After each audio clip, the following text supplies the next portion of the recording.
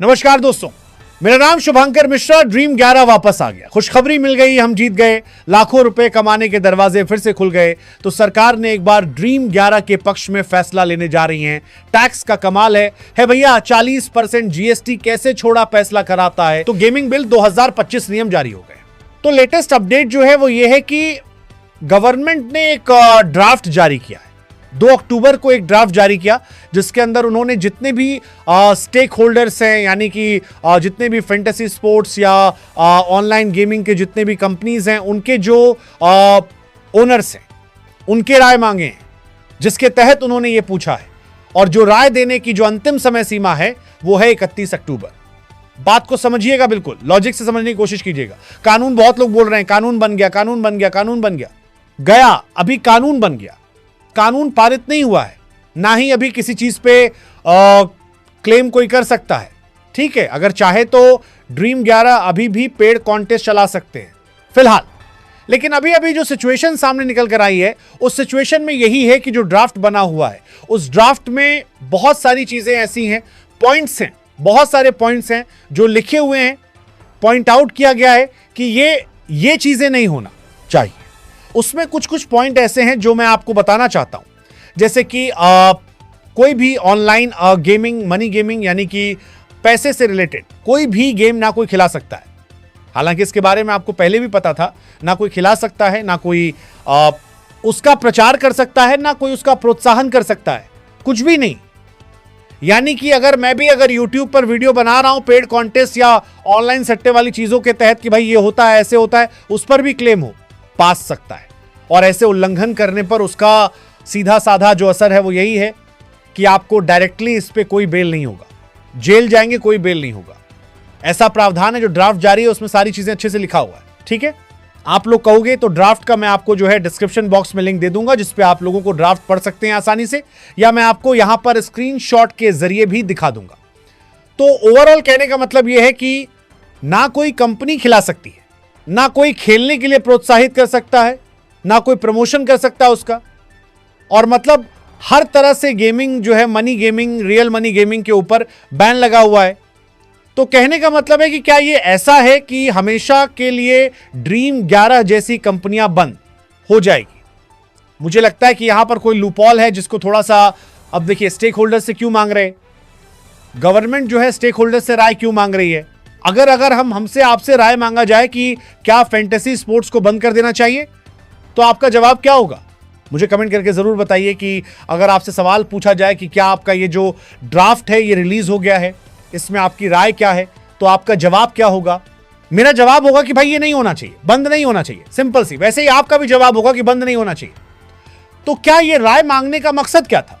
फटसी sports या poker है, rummy है, क्रिकेट है, फुटबॉल है, कबड्डी है, ड्रीम 11, माई 11 सर्कल, पता नहीं कितनी सारी कंपनीज हैं। तो इससे राय मांगने के पीछे का रीजन मतलब साफ है। अब आपको एक पॉइंट मैं बता रहा हूं। पॉइंट यह है कि इसके अंदर एक ऐसा चीज बताया गया है कि जहां पर मतलब कि जो ऑनलाइन गेमिंग है, रियल मनी गेमिंग है, चाहे वो फैंटेसी हो या स्किल बेस्ड हो या स्किल लक बाय चांस वाला गेम हो, जो भी गेम हो, उसके लिए एक अथॉरिटी बनाई जाएगी। ये पहले भी था कि अथॉरिटी ही सारी चीजें देखेंगी। कौन सा गेम जो है वो पैसे वाला है, कौन सा गेम जो है वो ऑनलाइन ई गेमिंग है, ई स्पोर्ट्स है, उन सारी चीजों के लिए एक अथॉरिटी बनाई जाएगी और वही उनके सर्टिफिकेट भी देंगे। हर एक जो अथॉरिटी है वही सब कुछ देखेगी। अथॉरिटी ये भी देखेगी कि जो आपका एल्गोरिदम है गेम का, जो जिस तरीके से आप गेम के मतलब सिंपली, अगर सिंपल भाषा में मैं आपको कहूं कि पारदर्शिता जरूरी है। और यही बात मैंने पिछले वीडियो में भी आप लोगों को बोला था कि ये जो गवर्नमेंट है, जो बैन लगाई है, जो रोक लगाई है और जो कानून बन रहा है, वो कानून हमारे लिए, आपके लिए, सबके लिए जरूरी है। और ये जरूरी था क्योंकि हर एक फैंटेसी ऐसी स्पोर्ट्स या कोई भी कंपनी, सबकी मनमानी चल रही थी। और इसका जीता जागता सबूत बहुत सारे लोग हैं, अभी भी बहुत सारे ऐसे लोग हैं, ठीक है, जिनके जो फ्री कॉन्टेस्ट में, फ्री टू प्ले वाले कॉन्टेस्ट में अभी विनिंग कर चुके हैं और उनके पैसे अभी तक उनको मिले नहीं। एल्गोरिदम ऐसा सेट होता था कि एक चुनिंदा क्लास ही शायद जीतते थे, या फिर ऐसा कहा जाता था कि वो लोग अपनी टीम लगाकर जीते थे। बहुत कुछ, बहुत सारे आरोप और आरोप प्रत्यारोप पर जाएंगे तो बहुत सारी चीजें, कहानी खुलकर बाहर आएगी। तो गवर्नमेंट इन चीजों के ऊपर बैन लगाए। गवर्नमेंट ने यह कहा कि यहां पर अगर ऑनलाइन जहां पर मनी इन्वॉल्वमेंट है, वो मनी आतंकवादी टेररिस्ट तक पहुंचते हैं। उसके कई माध्यम होते हैं, कई माध्यम के तरीके से पहुंचते हैं। यह ऐसा नहीं है कि ड्रीम 11 माय 11 सर्कल को मैं आरोप लगा रहा हूं कि वो लोग ऐसा करते हैं, ऐसा नहीं है। मतलब ये चीजें होती हैं। तो मकसद क्या है कि पैसे से इन्वेस्टमेंट सत्ता के तरीके से जितने भी गेम होते हैं उन सबको रोकना इनका मकसद है। अब कुछ लोगों का कहना यह है कि ड्रीम 11 जैसी कंपनियां जो हैं वो आउट ऑफ इंडिया जाकर काम कर सकती हैं, बट ऐसा नहीं है। उस ड्राफ्ट में बिल्कुल अच्छे तरीके से लिखा हुआ है, भारत में या भारत से बाहर, भारत के अंदर कोई भी गेम नहीं चल सकता। रियल मनी गेम इसके ऊपर उन लोगों ने किया है। अब इन लोगों ने यह भी एक छोटा सा पॉइंट, लूपहॉल मुझे दिख रहा है कि इन लोगों ने बोला है कि रियल मनी गेमिंग हो या कोई भी गेम हो, उसके एल्गोरिदम के ऊपर कंपनी के ऑडिट के लिए हर एक तरीके से उनको पारदर्शिता जरूरी है, जिससे कि खेलने वाले यूजर्स जो हैं, जो पब्लिक हैं, उन लोगों को कोई नुकसान ना पहुंचे। आई बात समझ में? तो कहीं ना कहीं ये चीजें जो कि स्टेक होल्डर से इनसे जवाब मांगा जा रहा है, इसके पीछे का रीजन आपको समझ में आ गया होगा मेरे ख्याल से कि ये टाइमिंग है। अब सवाल यह है कि 7 अक्टूबर को क्या होगा। देखिए, कहा जाता था कि 1 अक्टूबर को नियम लागू हो जाएगा, बट 1 अक्टूबर को नियम लागू नहीं हुआ। 2 अक्टूबर को ड्राफ्ट रिलीज हुआ है और उस ड्राफ्ट में संशोधन मांगा गया है। ऐसा संशोधन जो कि स्टेक होल्डर से मांगा गया है। कहने का मतलब ये है कि कहीं ना कहीं गवर्नमेंट भी चाहती है कि ये लोग खुलकर सामने आए और जो भी बातें हैं खुलकर हमारे सामने बात करें, या फिर कम गवर्नमेंट भी चाहती है कि ऐसी चीजें चले लेकिन नियम के तहत चले, कानून के अंदर रहकर चले। और मैं भी ये मानता हूं कि कोई भी चीज कानून के अंदर होना चाहिए, और गवर्नमेंट को इस चीज के लिए मैं गवर्नमेंट का सपोर्ट करना चाहूंगा कि गवर्नमेंट ने यह कदम उठाया जिससे हमारे जैसे, हमारे आपके जैसे जो युवा भाई बंधु जो हैं, वो लोगों का नुकसान ज्यादा ना हो, ज्यादा क्या ना हो। समझ गए?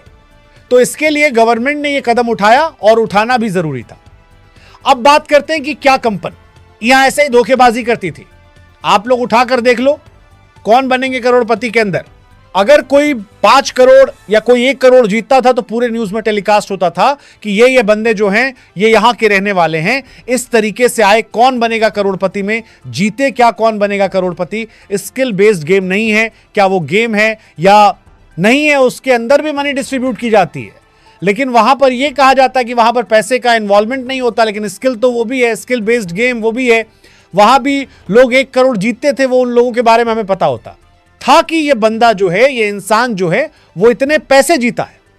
लेकिन ड्रीम 11 माय 11 सर्कल या कितने ऐसे लोग हैं जो कि अगर हम बात करें सिर्फ और सिर्फ एक आईपीएल की बात करें, 74 मैच के अंदर, कम से कम 74 मैच के अंदर कम से कम रोज 2 करोड़पति बनते थे।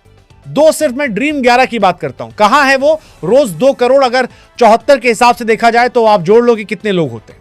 ठीक है, करीबन 150, तकरीबन 150 करोड़पति कहां है, उनकी लिस्ट तो जारी कर दे ड्रीम 11 कि हाँ भाई ये इंसान है, यहां पर इसने 1 करोड़ जीते थे, ये इंसान है, यहां पर इसने 1 करोड़ जीते थे। कभी ऐसा हमें देखने को नहीं मिला है। ये आप अच्छी तरीके से जानते हो। मैं गलत हूं, सही हूं, कमेंट जरूर करना दोस्तों, ये जरूरी है। ठीक है, तो कहीं ना कहीं ये पारदर्शिता जो थी वो नहीं थी। कोई प्रचार ऐसे होते थे, कोई लड़की है किचन में खाना बना रही है, जाओ मैं खाना बनाती हूं, तुम ड्रीम 11 पे टीम बनाओ।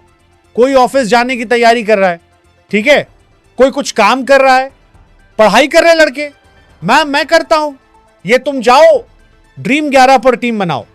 मतलब इस तरीके से भ्रामक जो एड्स थे, जो प्रचार होते थे, उनके ऊपर रोक लगाना जरूरी था। तो बहुत सारी चीजें हैं और इनके ऊपर कंपनीज का जो डंडा है वो गवर्नमेंट ने डाला है। ठीक है, दूसरी जो इंपॉर्टेंट चीज थी, आप लोग ये समझो कि ड्रीम 11 हो चाहे कोई भी हो, वो गवर्नमेंट ने जब बोला कि 28% का जीएसटी टैक्स जीएसटी लगेगा, तो वो जीएसटी हमसे नहीं लिया गया, तो वो सरकार को भी नहीं दिया गया। और सरकार ने जब जीएसटी बोला तो वो देना तो पड़ेगा सरकार को। और इसमें एक खबर के अकॉर्डिंग, एक सोर्स से पता चला कि तकरीबन 18,000 करोड़ का जीएसटी अभी तक गवर्नमेंट को पे नहीं हुआ था, जब तक कि ये बैन लगा था। अभी का लेटेस्ट जानकारी नहीं है, लेकिन नहीं पे हुआ था। तो कहीं ना कहीं अब अगर गवर्नमेंट ये चीजें चालू करती है तो 40% के जीएसटी के साथ चालू करेगी। तो क्या 40% जीएसटी किसे देना होगा? अब कंपनी नहीं देंगी, अब कौन देगा? अब पब्लिक देगी, यूजर देगी खेलने के लिए। यानी कि जो 49 का जो कॉन्टेस्ट था वो लोगों को 70 के लगभग पड़ने वाले हैं। क्लियर है? अब मैं अगर निष्कर्ष पे आऊं कि क्या ड्रीम 11 वापस आएगा या नहीं आएगा, देखो 7 अक्टूबर का जो फैसला है हमें एक बार उसका वेट करना चाहिए। वहां पे देखो फैसला जो भी हो, लेकिन आर्ग्यूमेंट जो होगा उस कोर्ट के अंदर वो इंपॉर्टेंट है। उससे एक हमें रास्ता, हमें एक क्लू पता चलेगा कि क्या होगा, कोर्ट में क्या आर्ग्यूमेंट हो रही है, जज जो है वो क्या फैसला सुना रहे हैं। हो सकता है कि ये चीजें बढ़ेगी। तो मैंने कल भी लाइव में आकर भी कहा था और अभी भी कह रहा हूं कि ड्रीम 11 वापस आएगा या नहीं आएगा, इसका फैसला इतनी जल्दी होने वाला नहीं है गाइस। तो थोड़ा सा वेट करो, आप लोग पेशेंस रखो। आएगा नहीं आएगा, आएगा तो भी हमारे लिए अच्छा है, और अगर नहीं आएगा तो हमसे बहुत बड़े बड़े दिमाग वाले लोग जो हैं वो बैठे हुए हैं गवर्नमेंट के अंदर। ऐसा नहीं है कि गवर्नमेंट में सिर्फ पॉलिटिशियंस ही देश चला रहे। पॉलिटिशियंस देश नहीं चलाते, देश अधिकारी चलाते हैं, ठीक है? और हमसे बड़े बड़े अच्छे अधिकारी ही बैठे हुए हैं। हो सकता है उन्होंने हमारी भलाई के लिए कुछ सोच समझ के डिसीजन लिया हो, जो अभी हमें पता ना चल के शायद बाद में हमें इस बारे में पता चल जाए कि वो हमारे लिए, हमारे पक्ष में ही था। मेरे कहने का मतलब 7 अक्टूबर का हमें वेट करना चाहिए, और जो अभी 31 अक्टूबर तक का टाइम दिया गया है